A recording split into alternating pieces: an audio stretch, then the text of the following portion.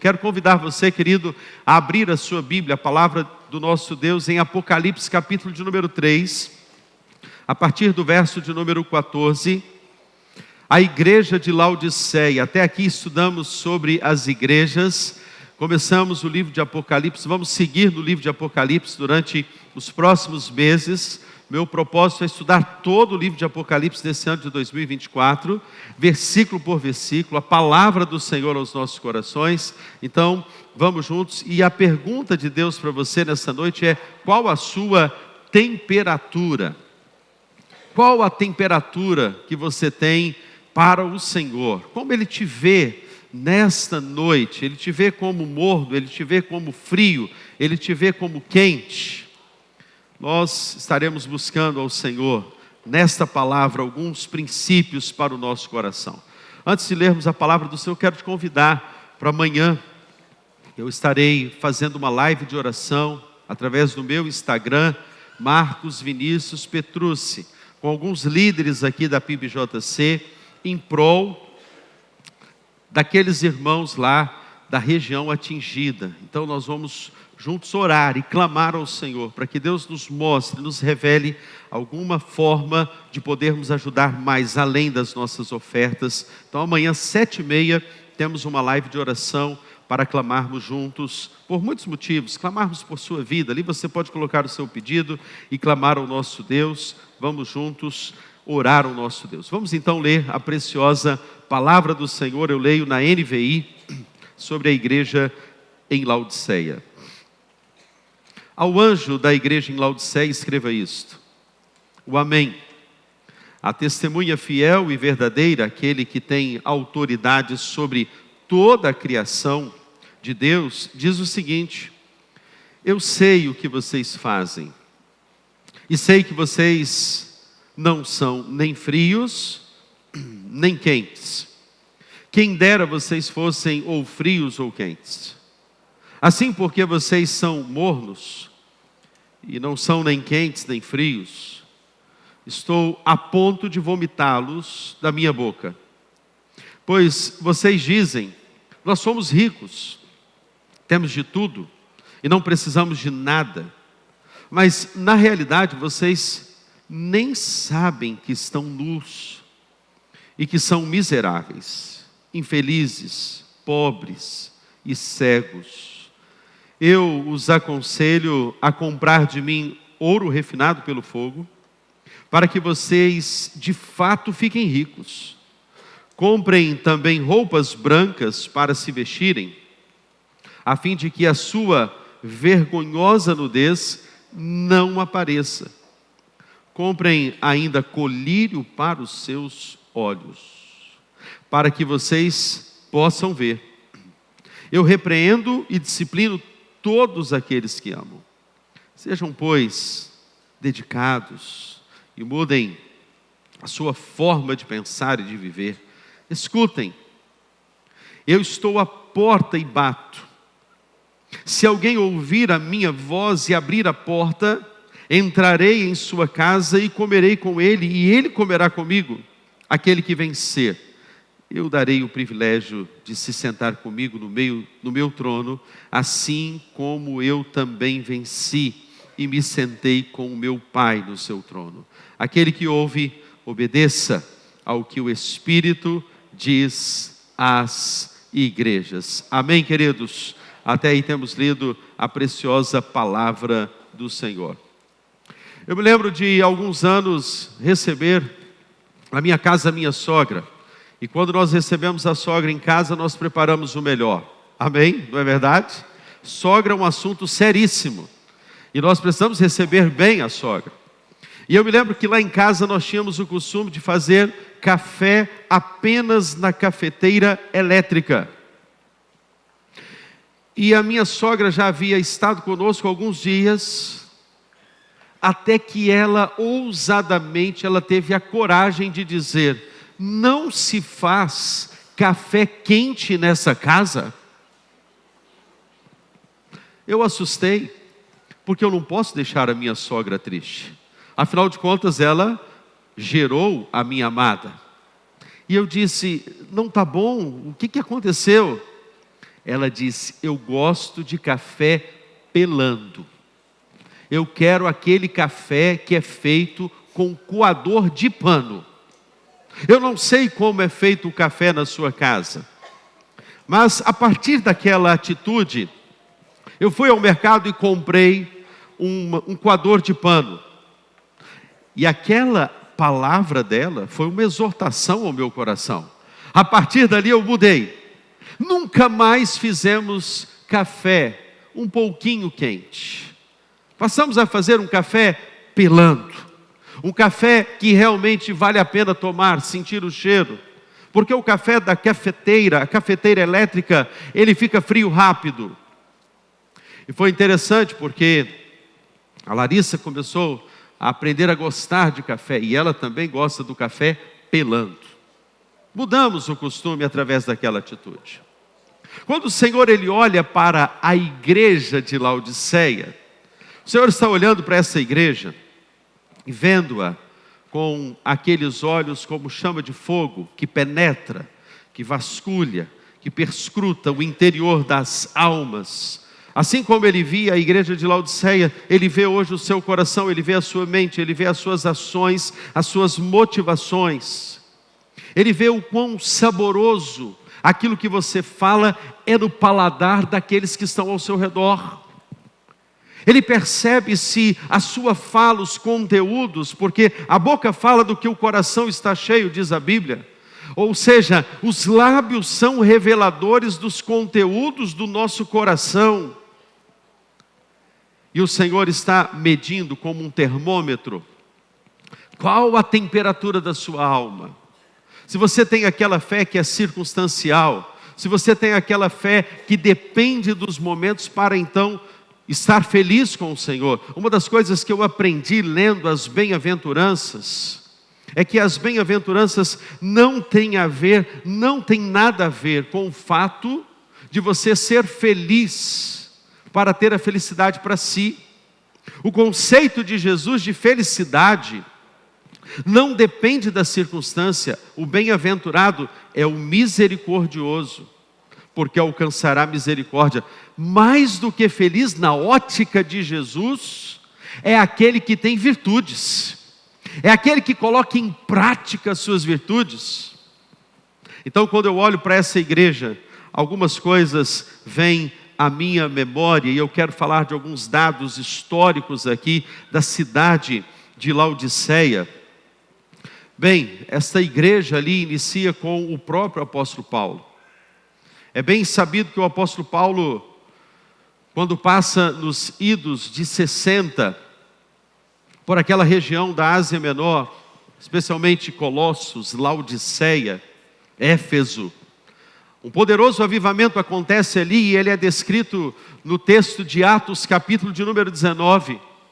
Os mágicos da cidade de Éfeso começam a queimar em praça pública os seus rituais de magia, as estátuas da deusa Diana. Aquilo causou um alvoroço na cidade de Éfeso, mas foi da cidade de Éfeso que todas as igrejas da Ásia Menor começam, inclusive a de Laodiceia. Os colossenses, os laodicenses surgem como ramificações deste poderoso avivamento que acontece no livro de Atos, no capítulo de número 19.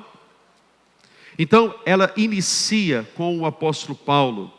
Essa cidade também abrigava uma renomada escola de medicina, porque a partir ali daquela cidade, um unguento poderoso que era ali produzido para limpar os olhos, e era um remédio poderoso para curar os olhos de muitas pessoas naquela época. A medicina foi avançando naquele lugar, e ali se tornou um lugar para as pessoas irem para serem curadas dos olhos. Daí você começa a entender que o pano de fundo que Jesus diz para eles comprarem colírio para os olhos dele está descrito por causa do contexto dessa cidade em Laodiceia.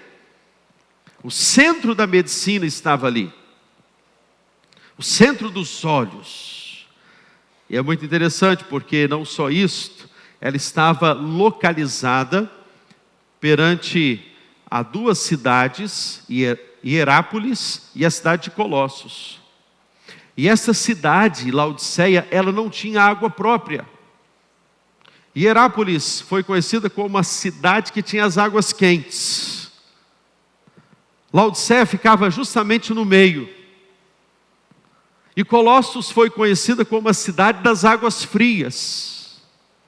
Então o Senhor, fazendo uma paráfrase e também uma metáfora daquilo que era a realidade do contexto da cidade de Laodiceia, Ele vai dizer que aquela igreja, e Ele está se dirigindo a uma igreja, a crentes, a irmãos daquela igreja, dizendo que eles eram mornos.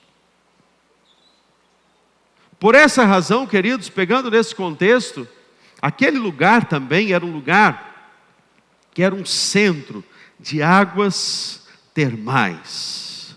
Se produzia ouro. Eles eram tão ricos ali que eles construíram arquedutos que traziam aquela água. E quando aquela água chegava em Laodiceia, ela já chegava morna. Ela já chegava na temperatura morna. E Jesus então vai tecer alguns princípios acerca dessa igreja. Jesus então está se referindo aqui, essas coisas, diz o amém, como quem diz assim: eu tenho a palavra final. Eu sou o amém, eu sou o alfa, eu sou o ômega, eu sou o princípio, eu sou o fim. Diz o amém, está em letra maiúscula, se referindo a Jesus, aquele que coloca o ponto final, a chancela, a chave final. Aquele que tem a palavra final. Nós podemos dizer algumas coisas, mas o homem pode fazer planos, mas a resposta certa, ela sempre virá do Senhor Jesus. Você pode descansar nisso nessa noite, querido? Que a palavra final virá do Senhor. E como que você vai identificar a palavra final do Senhor? É quanto mais você tiver intimidade com a palavra. Sintonia, a paz que excede a todo entendimento, que guarda o seu coração em Cristo Jesus. É uma paz, porque a vontade de Deus, ela é boa, ela é perfeita e ela é o quê? Agradável. Quando você está para fazer algum movimento, ter alguma atitude, e aquilo não é agradável, não produz harmonia, pessoas ficam com raiva de você porque você está tomando aquela atitude. Então não é uma vontade agradável. Ela produz nos corações alegria. Vontade boa, ela é perfeita, ela é agradável. Às vezes você diz assim, tão obstinado: não, eu vou tomar essa atitude, mãe. Não, eu vou casar com fulano. A sua mãe diz assim: não é para casar com ele, porque é um jugo desigual. Não, você não pode ir para esse lugar, filho, você não tem a minha bênção. Você insiste e vai. Não são poucos, são muitos aqueles que se decepcionaram na vida e se frustraram porque não ouviram o conselho do pai, não ouviram o conselho da mãe, casaram de uma forma errada, tiveram que refazer a vida.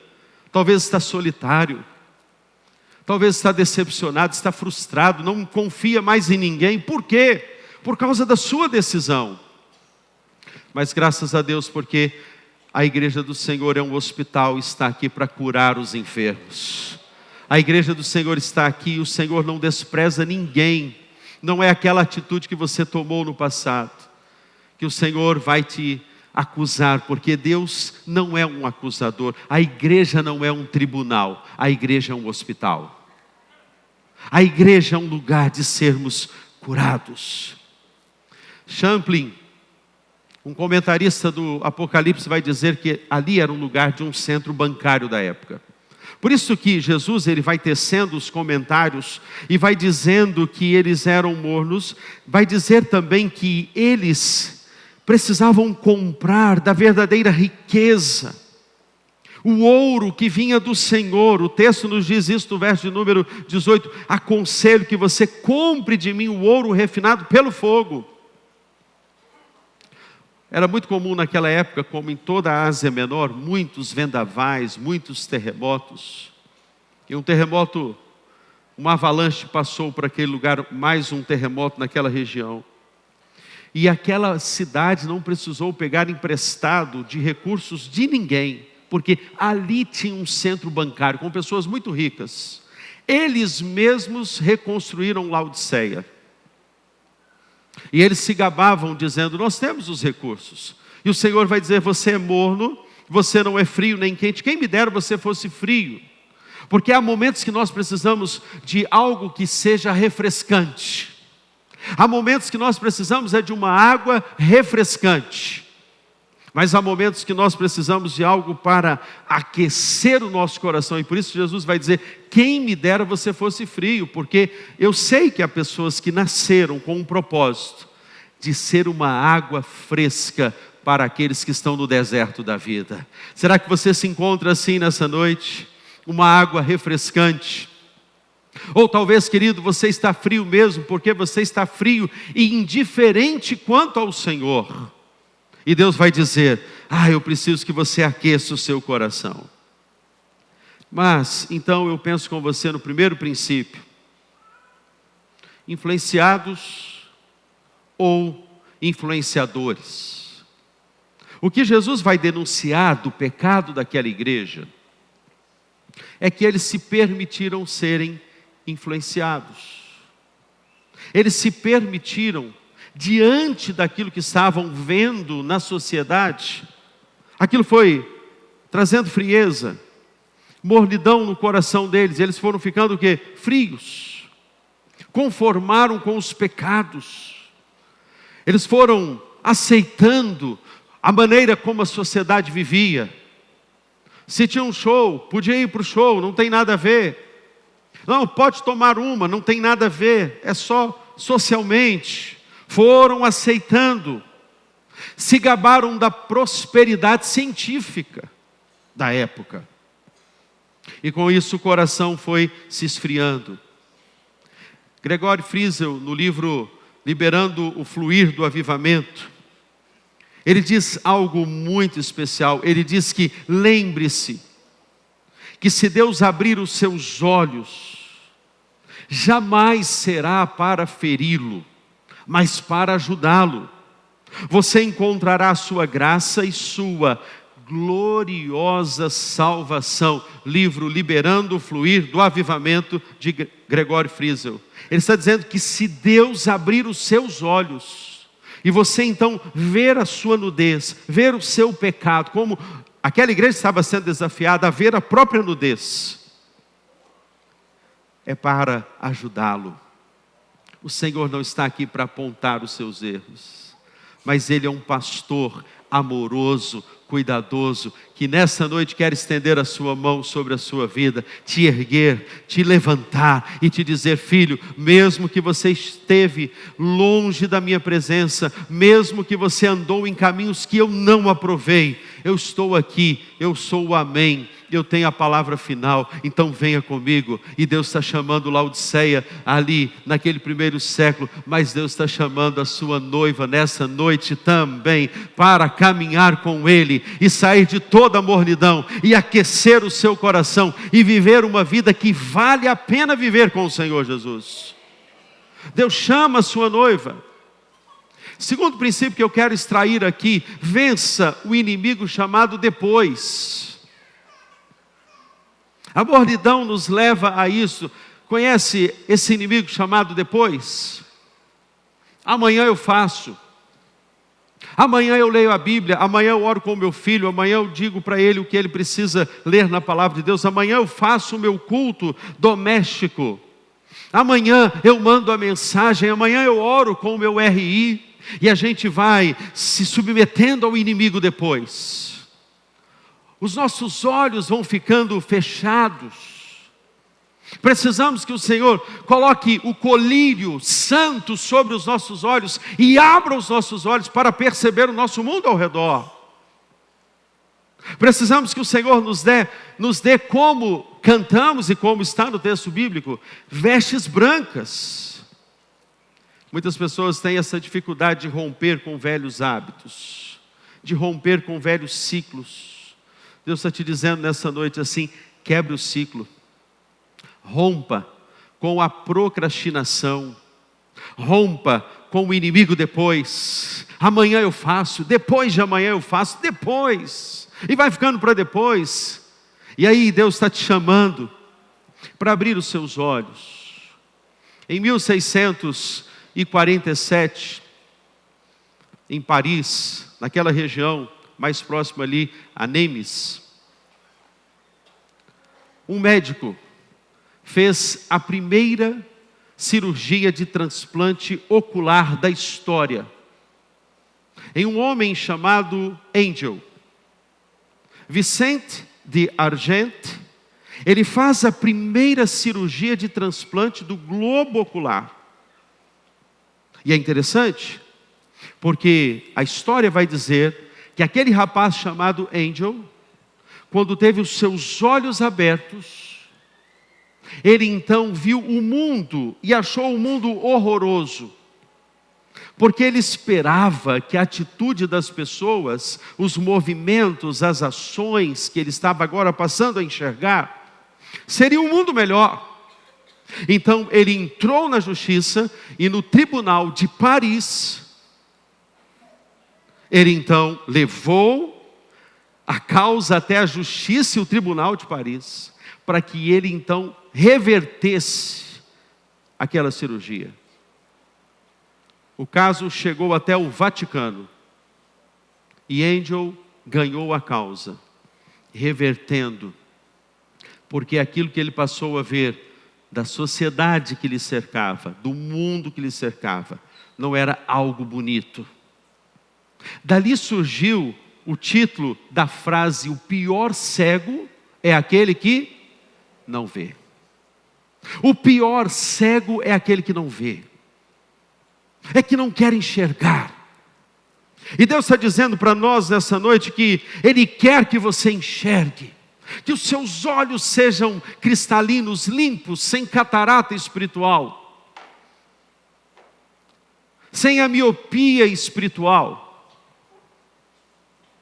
Quando nós temos os nossos olhos abertos, e Deus estava dizendo: olha, eu quero que você abra os olhos. O texto é tão categórico, querido, porque Jesus fala assim: eu estou ao ponto de vomitá-lo da minha boca, porque você é morno. As náuseas causadas no Senhor pela nossa atitude de mornidão. Como o Senhor te vê, como o Senhor está olhando para você, com que lentes o Senhor vê a sua vida nessa noite. Essa é uma resposta, querido, que somente você pode dar ao Senhor. Mas talvez o Senhor está te levando a ver coisas, a olhar para os seus atos, olhar para as suas atitudes, a revisitar e ver os conteúdos que você tem guardado no seu coração, os pecados de ressentimento, os pecados de vingança, os pecados de comparação, os pecados de inveja, os pecados de não se contentar, de não ser uma pessoa bem-aventurada na ótica de Jesus, que se alegra em ser virtuoso, dadivoso, generoso. O Senhor é aquele que tem o termômetro. E quando nós estamos com febre, é porque estamos com uma infecção. Mas nesse caso aqui, aquele que está quente, é porque o seu coração está fervoroso no Senhor. Deus está olhando para a temperatura, e Ele lhe pergunta nessa noite: qual é a temperatura da sua alma? Como o Senhor, Ele te vê, e se você tivesse que se apresentar hoje diante de Deus, como Ele veria você na sua temperatura? Muitas pessoas, queridos, infelizmente, ainda têm no cristianismo atual uma visão utilitarista de Deus. Eu me aproprio das bênçãos de Deus, eu quero as mãos de Deus e não a face de Deus. Mas Deus hoje está chamando a sua igreja, e aquele que tem olhos como chamas de fogo está passando aqui nessa noite para aquecer o seu coração, para dizer para você: eu não aceito, filho, que você seja indiferente, frio, que você não ouça a minha voz, porque todas as cartas têm um convite: ouça. Terceiro lugar, revisite o caráter das suas motivações. Se tem algo que nós precisamos ser curados como família do Senhor, como servos de Deus, e até aqueles que estão buscando a Deus, por qualquer motivação. Deus te chama nessa noite, à luz dessa palavra, revisitar, ressignificar aquilo que são as suas motivações primárias. Porque você ora, porque você faz, porque você fala o que faz, como faz, e quais são as motivações. E é interessante porque a palavra diz aqui, vocês dizem, eu sou rico, estou bem de vida, não preciso de nada. Verso de número 17. Mas você não sabe que é infeliz. Sim, miserável, pobre, cego e nu. Na ótica de Deus, a riqueza da igreja de Laodiceia, para ele não valia nada. Todo o status, todas as medalhas, todas as conquistas, todos os empreendimentos de Laodiceia, os arquedutos, aquilo que eles consideravam, nós somos autossuficientes. Para mim não é nada. Para mim não tem valor. Os verdadeiros valores e as verdadeiras virtudes são medidas por outras qualificações na ótica de Deus. Por exemplo, William Barclay fala sobre o poder da carne, sarquicose, o poder do espírito, quando escreveu o seu livro, O Fruto do Espírito e as Obras da Carne. E ele usa uma palavra grega para as obras da carne e usa uma palavra grega para o fruto do Espírito, quando diz do domínio próprio, que me chama a atenção, especialmente o domínio próprio, que é a vitória sobre os desejos. E ele usa ekrateia, a palavra que nos dá o domínio, o controle sobre os nossos impulsos diante daquilo que está ao nosso redor, diante dos estímulos visuais, os estímulos auditivos, aquilo que mexe com o nosso interior. E ele diz que quando temos domínio próprio, ekrateia, isso significa que somos marcados pelo amor cristão, somos aliados a uma vida cristã que o Senhor se alegra. Ele chega a dizer além que é a maneira de salvarmos a nossa própria alma, domínio próprio. E é interessante que ele chega a dizer que aquele que está vivendo o domínio próprio no Senhor, ele faz a distinção entre o necessário e o desnecessário. Há muitas coisas na sua vida, meu amado, que são pesos. E estes pesos estão lentificando a sua alma, você não percebe. Por isso que a Bíblia diz, desembaraçando de todo o peso, de todo o pecado que tenazmente nos assedia, corramos com perseverança a carreira que nos está proposta, olhando firmemente para o autor e consumador da nossa fé, o qual, pela alegria que lhe estava proposta, ele suportou a cruz, não fazendo caso do vexame da cruz. Deus está te dizendo, olha, você quer a corrida da fé, os corredores da fé, e Vitória se tornou uma capital onde muitas corridas acontecem, especialmente na praia de Jardim Camburi. Não dá para correr, querido, ser um corredor na maratona espiritual com pesos desnecessários.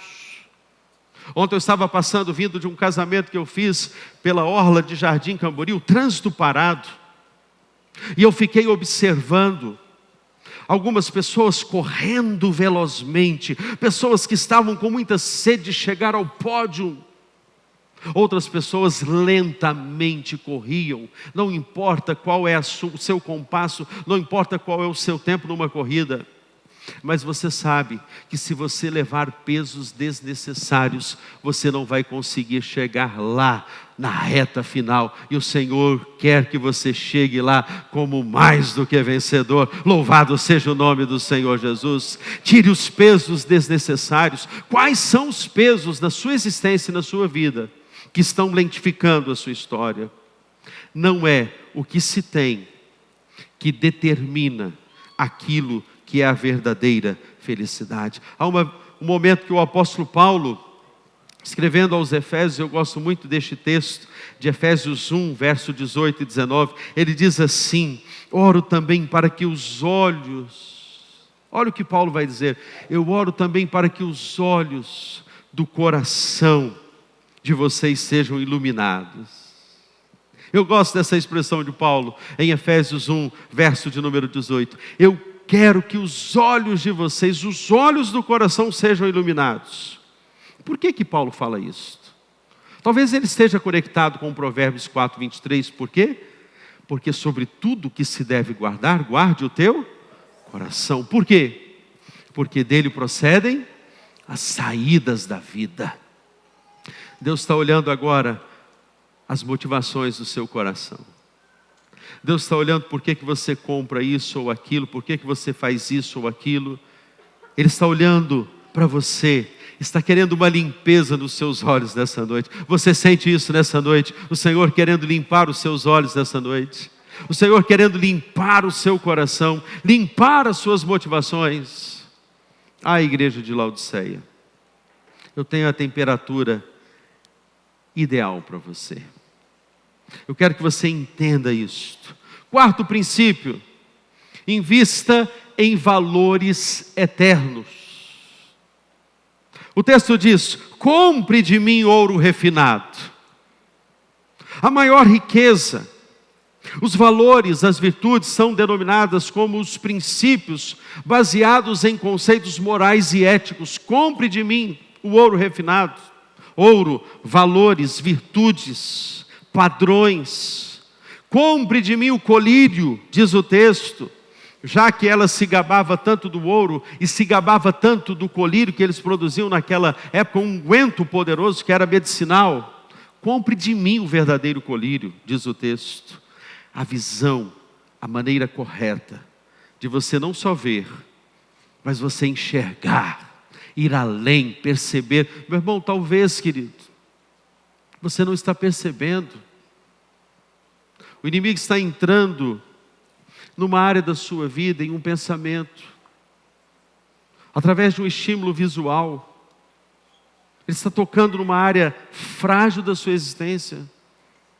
O inimigo está entrando numa fresta através de um amigo do seu filho, para um dia esse filho ir ficando morno, frio. Talvez uma brecha, uma fresta que o inimigo esteja atuando na sua casa, em seus relacionamentos, porque você não se deu conta, você não se ouviu. As pessoas dizem da maneira como você conversa dentro da sua casa. Se você pudesse colocar um gravador para ouvir a sua fala durante o dia, o que você fala, o que edifica, o que transmite graça aos que ouvem. Na verdade, meus irmãos, o grande problema das famílias tem uma causa: o problema da comunicação. O maior problema dos casais é a falta ou a má comunicação. Falta de comunicação correta. E nós vamos aprendendo ao lidar com as famílias, com os lares, com filhos, com pais, com mães, com esposo, com casal, que muitas vezes a falta de abastecimento no tanque emocional de uma pessoa faz com que essa pessoa fique morna, ela pare, ela fique na reserva. E um carro na reserva, o primeiro posto que aparecer na frente, ele abastece.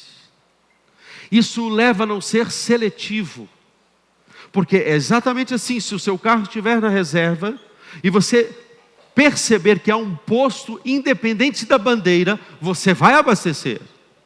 É por isso que a carência, a falta de abastecimento da fé no tanque da sua vida, te leva a qualquer estímulo à frente dos seus olhos, você ceder.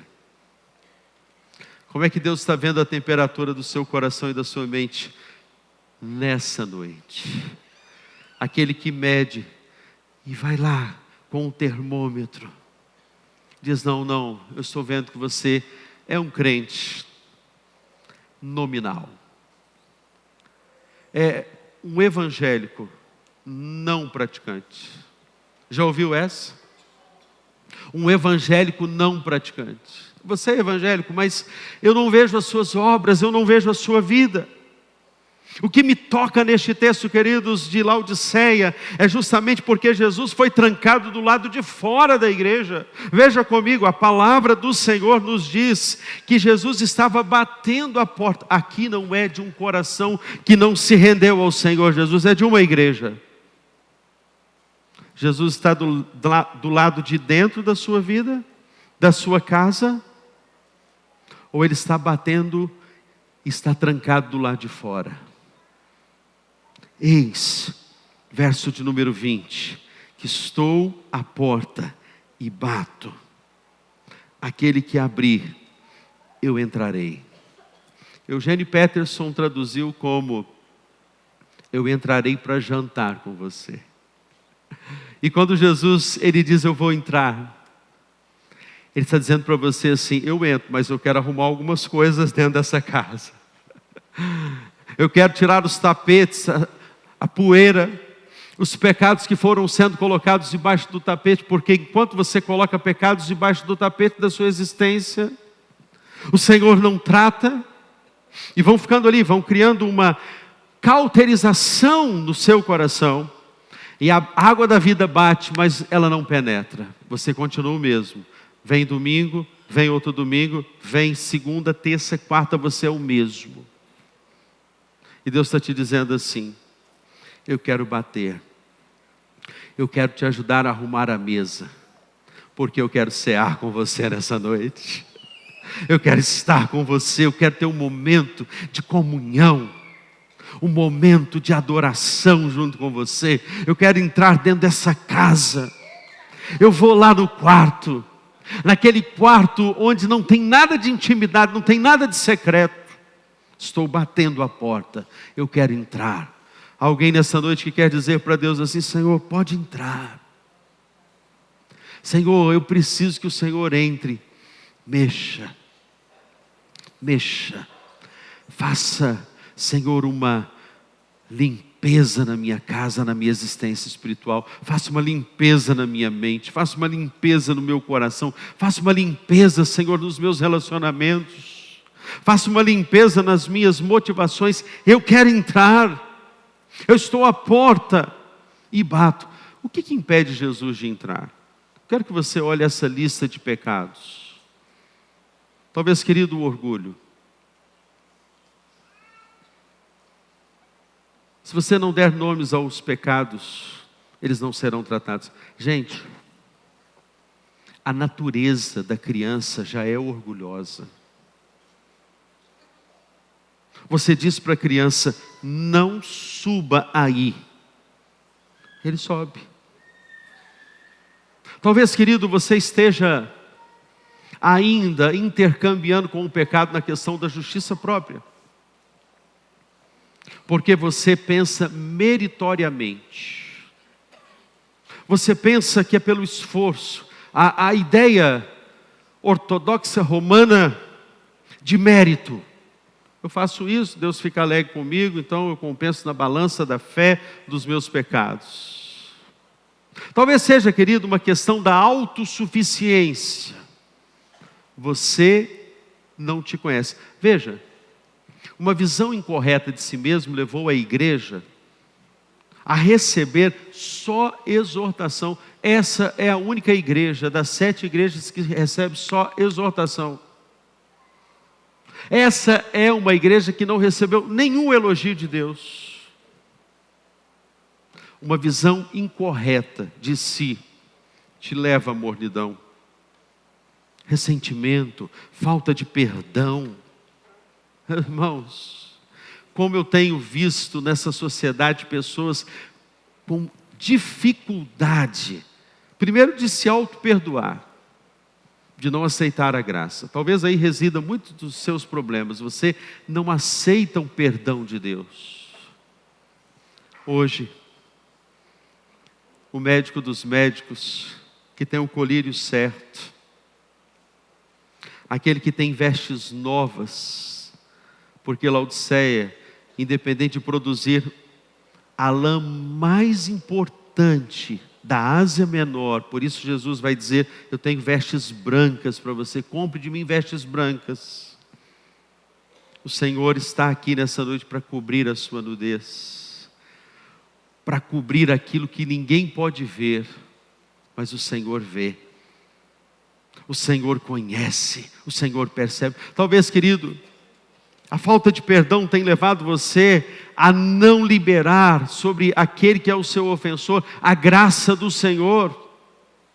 E Jesus vai contar em Mateus 18 uma parábola dizendo o seguinte: que tinha um rei, que tinha um servo, que tinha um conservo. O rei então vê o servo vindo até ele pedindo perdão, e ele então libera o perdão. Só que o servo viu o seu conservo implorar para ele: me perdoa. Mas o servo não liberou o perdão sobre o conservo, e ele disse: você é um homem mau, vai para a cadeia, vai para a prisão, porque você não merece esse perdão. Aí Jesus termina dizendo: assim acontecerá com aquele que do íntimo não perdoar o seu irmão. Você tem dificuldade em perdoar? Você tem ressentimentos guardados? Isso pode ser um impeditivo para Deus liberar o fluir do Espírito Santo. E Deus está te dizendo nessa noite: eu quero curar você dessa inveja, dessa cobiça, dessa falta de amor próprio, dessa ansiedade, dessa omissão, desses pensamentos impuros, da lascívia. Ei, você que namora, quando você está com a sua namorada e o clima fica quente, meu irmão, é hora de você levantar e falar: vamos tomar uma água gelada, louvado seja o nome do Senhor. Olha o passarinho azul, muda a mente, muda a direção, meu irmão. Lascívia é um pecado terrível. E você vai ali, aninhando no seu coração desejos impuros. Isso impede, Jesus está te dizendo, isso causa mornidão. Imoralidade sexual, adorar qualquer coisa que não seja Deus. Necessidade de controle. Conhece alguém assim? É difícil. Não, é muito difícil lidar com uma pessoa que tem necessidade de controle. Talvez você seja essa pessoa. Eu te entendo. Medos, traumas, feridas na alma. Conhece o porco-espinho? É aquele que se arma. Ninguém pode falar nada, ele se arma, defende, controla. Eu te entendo. O médico dos médicos está aqui nessa noite para curar essas feridas da alma. Você não precisa carregar os pesos desnecessários da sua existência. Não precisa. Você pode viver livre, leve e solto. Mas a impaciência, essa parte, tem pegado muitos laodicenses dos dias atuais. Impaciência. O fruto do Espírito é amor, é alegria, é paz, é paciência, é benignidade, é bondade, é fidelidade, é mansidão e é domínio próprio. Contra essas coisas não há lei. Eu quero que você feche os seus olhos nessa noite e pense. Não se sinta acusado nessa noite, não. O Espírito Santo não quer lhe destruir, saiba disto. O Espírito Santo nos convence do pecado, da justiça e do juízo, para tomarmos uma decisão, para pegar o pecado e colocá-lo diante da luz, porque é isso que o Senhor faz. Ele traz o pecado para ser colocado diante da luz. Quem é o vitorioso? O vitorioso no texto é aquele que ouviu Jesus bater e abriu a porta para Jesus entrar. Quem é o vitorioso diante do texto? É aquele que sentou-se com Jesus com calma e tranquilidade para cear com o Senhor à mesa. Quem é o vitorioso? É aquele que muda os seus apetites, os seus desejos. Ele agora em Cristo passa a ter o anseio por Jesus. Ele quer o Senhor, ele almeja o Senhor. Por isso se coloque de pé nessa noite, querido. Nós vamos orar ao nosso Deus. Quem é o vitorioso do texto?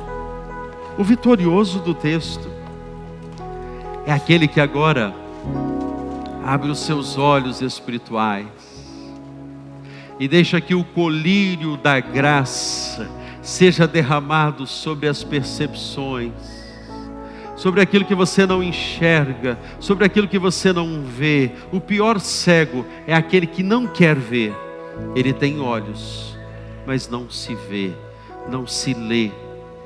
Ele não vê como Jesus vê. Feche os seus olhos, eu quero orar por você nessa noite. Receba o vitorioso na sua casa. Ele está do lado de fora, mas ele quer entrar. E quando Jesus entra, ele vai jantar, ele vai cear, ele vai realizar uma refeição entre amigos. Porque o que você quer nessa noite, eu tenho certeza, é ser amigo de Deus. E não existe nada melhor do que ser um amigo de Deus. Estar na presença de Jesus, caminhar com Ele, viver com Ele, deixar que Ele sonde as suas perspectivas, Ele sonde o seu coração, Ele sonde as suas motivações. Feche os seus olhos e peça isso nessa noite. Senhor, venha me visitar. Vem bater na porta do meu coração, porque eu vou abrir o meu coração para o Senhor entrar. Na verdade eu estou precisando que o Senhor venha à minha casa mesmo, venha à minha existência, à minha habitação, venha fazer morada na minha vida, Jesus. Venha limpar os meus olhos, meus pensamentos, me tire os medos. Por que eu sou tão invejoso, comparativo? Por que eu sou tão controlador? É porque eu fui ferido. Mas nessa noite, Jesus está aqui curando a sua alma nessa noite.